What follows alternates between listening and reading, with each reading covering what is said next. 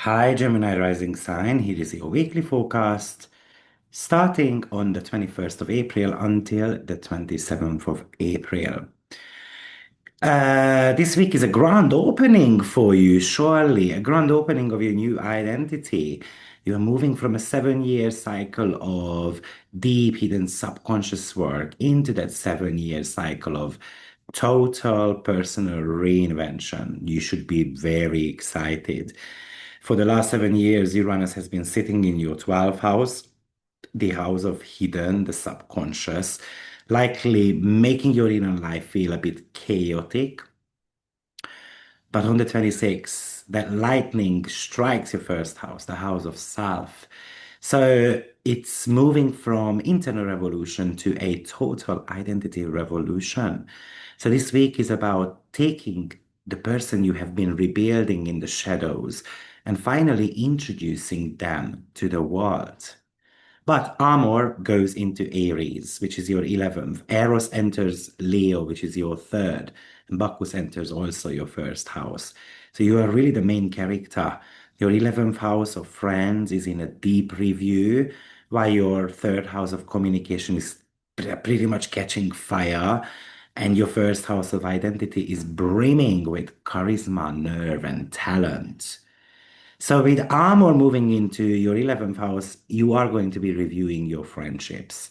You are going to be starting this 8 month review of which groups actually align with your new self, what goals should I carry on. And of course, you still have got a very heavy 11th house anyway. So you started doing that, but maybe it's about now looking at from the passion point of view.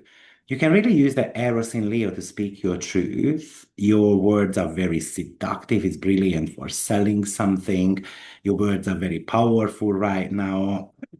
If you've got an idea, you have to pitch it, write it, perform it, because it can be kind of like a rapid fire moment and something can go viral. And you can really use that Bacchus in the first house to embrace your fun side. So wear something bold, laugh, enjoy life at the fullest. Yes, maybe this is not necessarily a day or two when you have to rush into group commitments. Um, like a new subscription, belonging to a new group or a club, because it might be just an Aries impulse that isn't quite right for the long haul, and then maybe you are going to be regretting that. Watch out with Eros in your third because it's kind of like a bit of a diva communication as well. So people can be a lot more arrogant. You can become one. People can perceive you as big-headed and boastful and all those type of stuff. However, maybe you're just trying to be proud of who you are, and then you are excited about this new version of yourself and your life as well. And then we have to be ensuring that there is as much talking and listening at the same time. And let's also watch out for not overindulging the ego, because Bacchus in the first house can crave for constant stimulation and just chasing the highs, just to kind of keep the momentum up. So watch out for that too. Now, we do have got Venus conjunction to Uranus, the very last aspect both planets are making in the sign of Taurus. So that's a grand finale. And the grand finale is connected to your shadows. So you can have a shocking dream, a sudden breakthrough in therapy, a long-standing secret fear can finally dissipate. It's a lightning strike of clarity, but it happens behind the scenes. So a lot of kind of like recognition, what went down in the last 7 years. It might be a final release. An old wound, a hidden worry has been dragging you down, and then you are able to let it go. Remember, the 29th degree of a sign is kind of like an exit door from the past, now, especially in the 12th house, which is the representation of karmic baggages. So maybe it's like you're listening to a meditation app or music, or you are part of a retreat or a therapy session, and that is helping you to process something that is leading to inner growth. Spending time alone and in total peace could be also very beneficial with this aspect as well. It may be a quiet, luxurious afternoon alone, and then you can start kind of like contemplating on the changes, and it can anchor the changes as well. Now, don't cling to the shadow. Taurus is a very fixated sign. So if the truth comes out, an old pattern breaks, don't try to hide it. Don't sign contracts in secrecy. It's kind of like sometimes the 12th house pops up in handshake deals because the energy is too erratic. So wait for the dust to settle. And don't panic if there is a bit of a glitch. Your intuition feels like it's going haywire. That's just the Uranus shift. Trust the process. We also have got the Sun in the 12th house, squaring Pluto in your ninth. So it's a clash between your private need for rest and that very powerful transforming worldview philosophy. So you might feel like that your inner need for peace is being challenged by the bigger picture or the truth or even an authority figure as well. Pluto in the ninth house is kind of like opening up your eyes towards different pieces of truth. So you can use this square to cut out dogma or big ideas that are actually keeping you small, exhausted. You can use this pressure to cut out noise in your head as well. When the big ideas get too loud, retreat into the 12th house, which is the house of quietness. And if someone is trying to force their worldview onto you, just say no. It might be a guru, for example. Your internal peace is worth more than that dogmatic behavior and opinions. Also, watch out because it's very easy to play the role of the martyr. Don't let your need for spiritual peace become an excuse to avoid the truth, for example. Don't suppress your growth. Just because there is this new philosophy and feels too heavy doesn't mean that you should ignore it. The square is somehow forcing you to align your private reality with your public truth. Now, of course, Uranus enters the sign of Gemini. It happens on the same day when Pallas Athene enters Aries and Psyche enters Cancer. So Uranus enters your first house of identity, and I did make a lengthy video about Uranus in Gemini through the houses. So you might want to revisit that. Obviously, you're going to get a lot more clarity with that. But you are about to become this new person. Your social strategy becomes a technical sword, and your self-worth becomes potentially better as well. So Uranus might decide to change your look, your name, your brand, your lifestyle.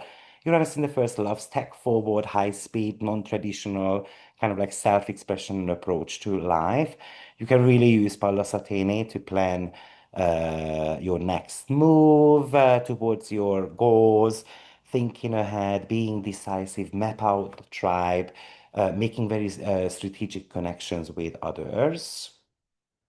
And Psyche in your second house means your finances and self-esteem need a bit of a soul, being vulnerable about your values, and then it's going to attract the right kind of security. However, it can be also about you being afraid of weirdness. Because, oh my days, I'm going to look different to others. So just embrace that Gemini. That's about rebirth for you. Pallas can be sometimes a bit cold with friends in the 11th house. Friends are not always a part of a chess game or a strategic board game. So just watch out for that because others might start feeling like that they are being used.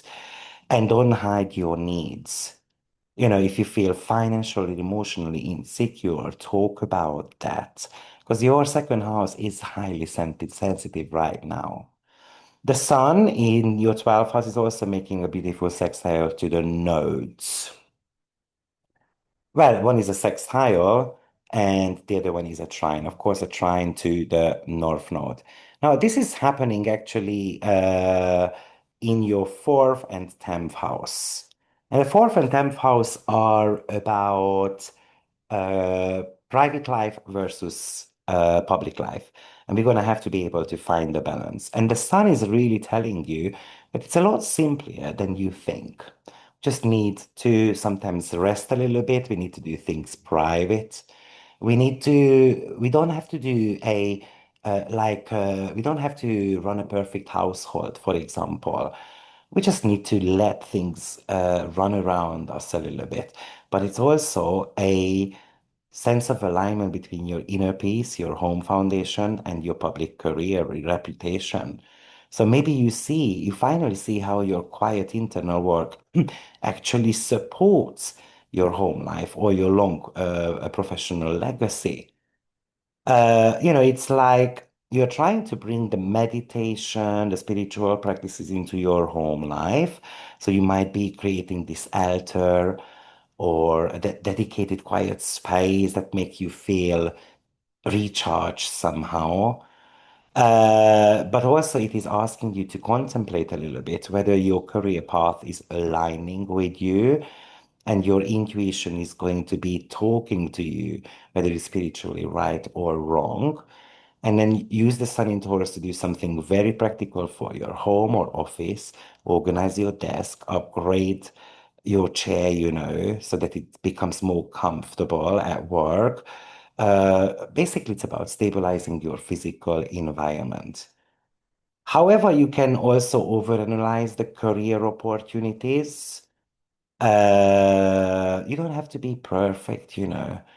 The Sun in Taurus just wants you to rest into your own power. Don't neglect your quiet time. It's not about overworking right now. Um, because then you might feel like you're trying to work extremely hard, but the battery is kind of like running out. So make sure that there is self-care behind. So as you can see, this week is a huge change for many of us, Gemini. I think it's about making important decisions about your future. I think a lot of planning happening regarding your future. It's about approaching your future with a logical and a bit of a detached way of thinking. Yes, I see with the Pluto Sun that we are skeptical. Our intuition is telling one thing, the data and the facts might be telling something else, which is not a bad thing. But with fixed signs, sometimes what happens is that we just get paralyzed and then we get stuck and then we are not moving into any directions. This might be about sitting down with your friends or peers, scheduling events, for example, and then kind of like figuring out what they think. This could be, Pluto is very much about clearing things out. So it's about clearing the mind out, clearing even toxic people out of your life as well, who might be just keep challenging your way of thinking, but they never kind of give you a positive attachment. Um, but don't forget with the heavy 11th house. There could be a lot of social event, which might come with drama, but at the same time, it's about excitement as well. So your social life might be buzzing quite significantly. It's kind of like having to make choices between two social events. Well, Palasatine says choose the one that is more of a strategic decision. So good luck, and I will see you next week. Take care. Bye bye.